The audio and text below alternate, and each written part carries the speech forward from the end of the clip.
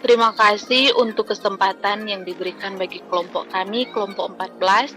Dan pada video kali ini kami akan mempresentasikan hasil diskusi kami mengenai regresi linear berganda untuk memenuhi tugas mata kuliah analisis regresi. Dengan anggota kelompok ada Marcella Pangalila dengan NIM 19101103039, Jessica Chen Lisiu dengan NIM 19101103051, dan Putri Wane dengan NIM 19101103057. Regresi linear berganda yang akan kami analisis yaitu pengaruh luas panen, curah hujan, dan jumlah pupuk terhadap hasil produksi tanaman jagung.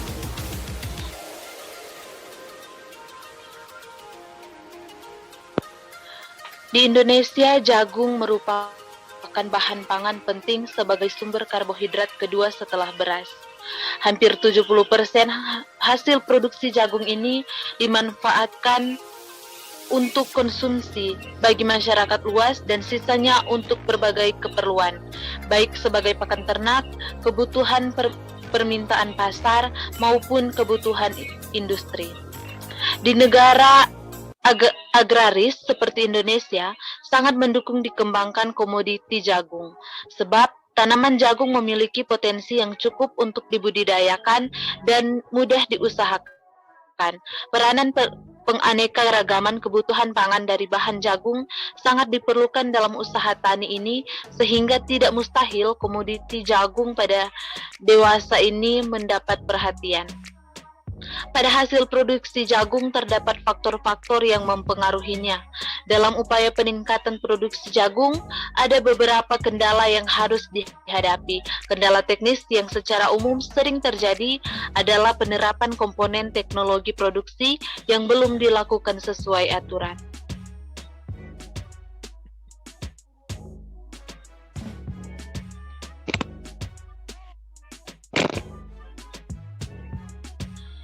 Analisis regresi dalam statistika adalah salah satu metode untuk menentukan hubungan sebab akibat antara satu variabel dengan variabel yang lain.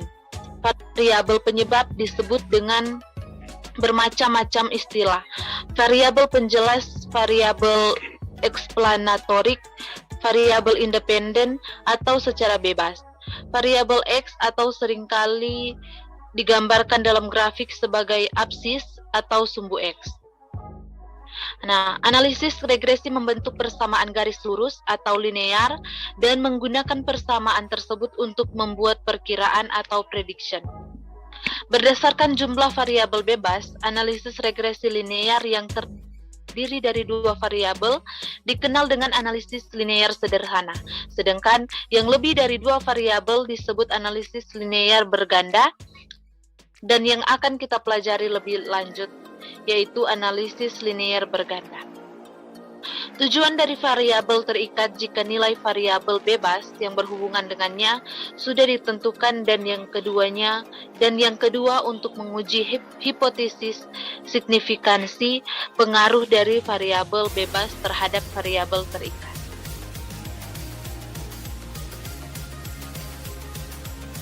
Rumus persamaan regresi linear berganda. Model analisis regresi linear berganda dengan k variabel independen dapat dinyatakan sebagai berikut.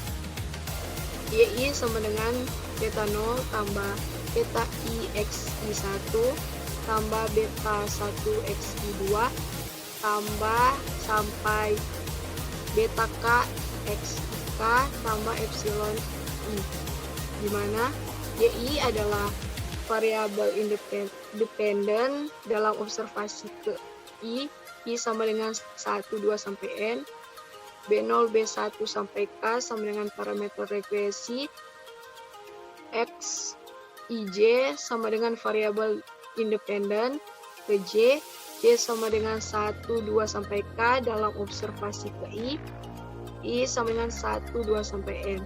Epsilon I sama dengan galat acak yang diasumsikan berdistribusi normal. kita masuk pada pembahasan atau contoh soal.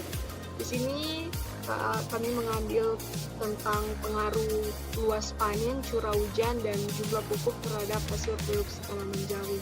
Dan data yang kita pakai seperti ada di layar.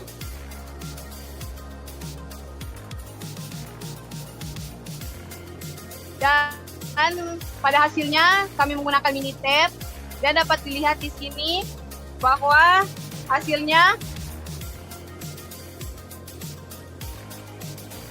kita mendapatkan pitch-nya, resi, dan koefisien.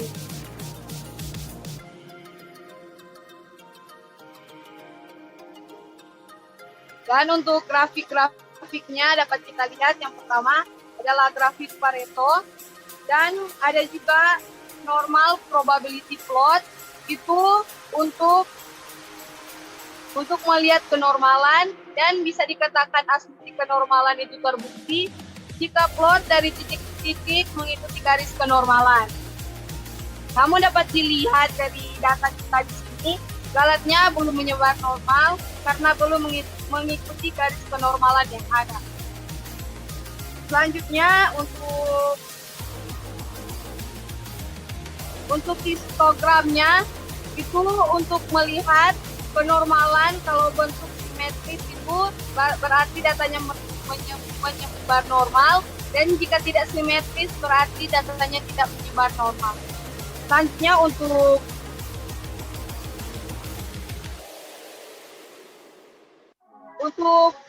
versus fit itu untuk melihat kehomogenan ragam. Dan yang terakhir itu versus order untuk melihat asumsi keacakan atau kesaling bebasan. Dan dari sini dapat kita simpulkan bahwa tidak ada pola tertentu pada masing-masing observasi ordernya. Dan dapat dikatakan asumsi keacakan dipenuhi. Uji normalitas dapat dilihat pada probability plot di atas, menunjukkan p-value 0,046 lebih kecil dari nilai alfa yaitu 0,05. Dan hal ini berarti H0 ditolak, yang artinya distribusi sampel data yaitu variabel residual berbeda dengan distribusi normal secara teoritis. Dapat kita lihat di samping hasil dari menggunakan Minitab. Kemudian uji linearitas. Dilihat pada tabel ANOVA di atas, nilai p-value regression sebesar 0,000 atau kurang dari 0,05, sehingga dapat dikatakan minimal ada satu variabel independen X yang mempengaruhi variabel dependen Y hasil produksi. Selanjutnya, uji heterokedastisitas. Pada grafik residual versus fits dapat dilihat titik-titiknya menyebar tetapi tidak memiliki pola tertentu. Dapat kita lihat di samping.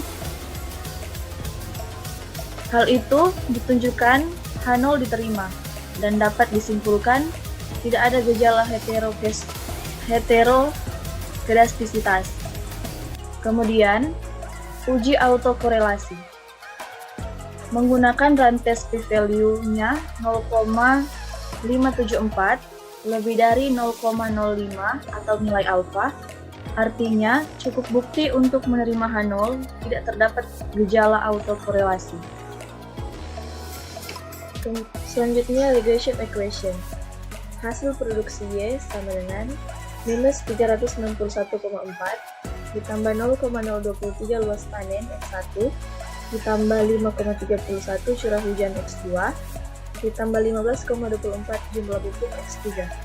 Dari persamaan di atas dapat dituliskan Y sama dengan minus 361,4 ditambah 0,023 X1 tambah 5,31 X2 ditambah 15,24 X3.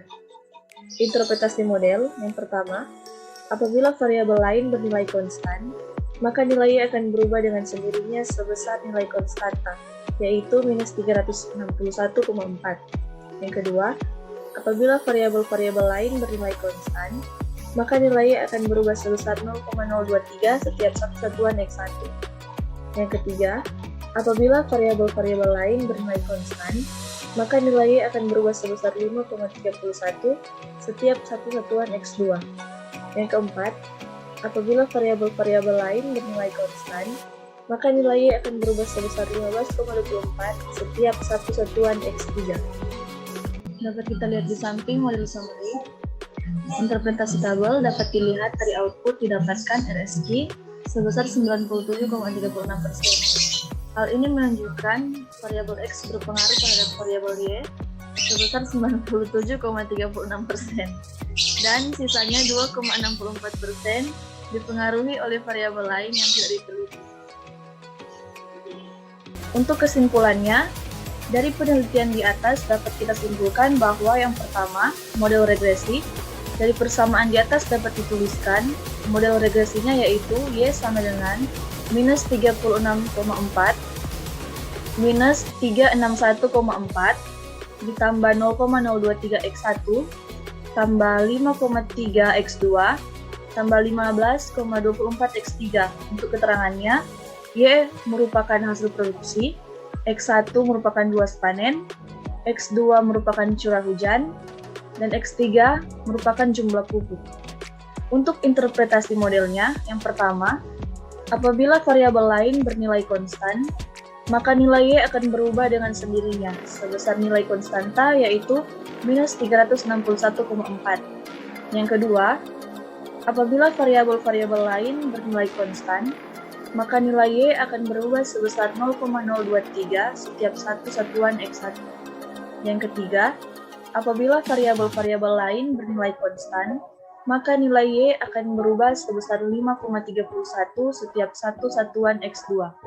Yang keempat, apabila variabel-variabel lain bernilai konstan, maka nilai Y akan berubah sebesar 15,24 setiap satu satuan X3.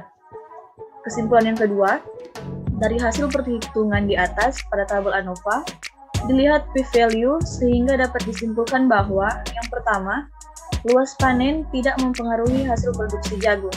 Yang kedua, curah hujan tidak mempengaruhi hasil produksi jagung. Dan yang ketiga, jumlah pupuk mempengaruhi hasil produksi jagung. Yang artinya luas panen dan curah hujan tidak mempengaruhi hasil produksi jagung. Dan yang mempengaruhi hasil produksi jagung yaitu jumlah pupuk.